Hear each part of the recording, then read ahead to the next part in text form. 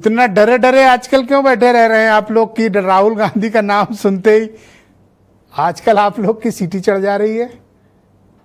जी ब्रजेश जी, वैसे तो राजनीति में एटम बम और हाइड्रोजन बम का कोई स्थान नहीं होता, लेकिन राहुल जी जब से राजनीति में आए हैं कुछ न कुछ फोड़ते रहते हैं और उन्होंने ऐसा फोड़ा कि अपनी पार्टी को ही फोड़ के तहस नहस कर डाला।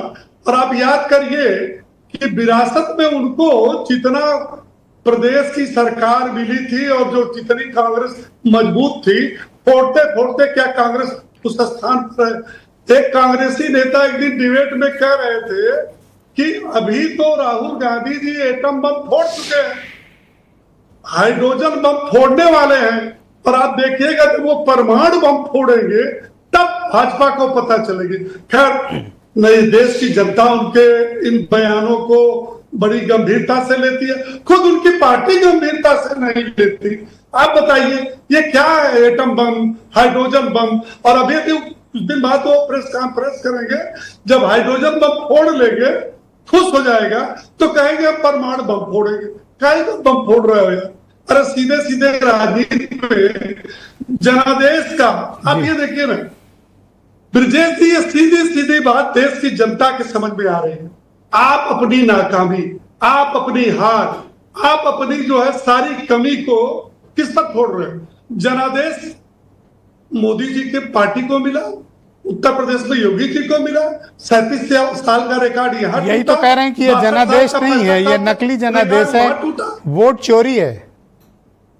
हाँ बिल्कुल सही है। अगर वोट चोरी न होती तो 78 साल में 58 साल इनकी सरकार कैसे चलती? और हिमाचल प्रदेश, कर्नाटक में, तेलंगाना में, इन प्रदेशों में इनकी सरकार वोट चोरी से। दरअसल में वो कहना नहीं चाहता, जाकी रही भावना जैसी प्रभु मुहूर्त देखी थी तैसी। सबसे पहले वोट चोरी की। आप इतने टेंशन में क्यों हैं? राहुल गांधी जो बोल रहे हैं उनको बोलने दीजिए। आप इतना तनाव में क्यों हैं? सुन लीजिए, 10 सेकंड के लिए सुन लीजिए। जानते हैं इस देश की आजादी के बाद वोट चोरी की जो है पहली याचिका कब दाखिल हुई? 1952 में। और किसने दाखिल किया? बाबा साहब अंबेडकर ने।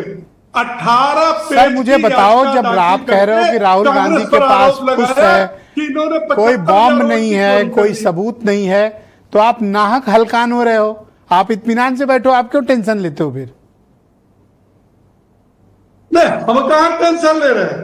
टेंशन छटपटाहट तो उनको हो रही है जो 2004 से 2025 तक बिहार का चुनाव लड़ने जा रहे हैं।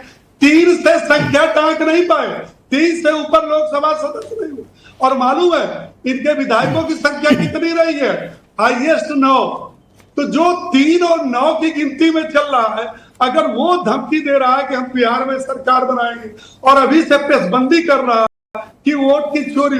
धन्यवाद। चुनाव आयोग ने OP Singh ji, thank you. बुलाया। जी आपका बहुत धन्यवाद। मैं आजाद समाज पार्टी के राष्ट्रीय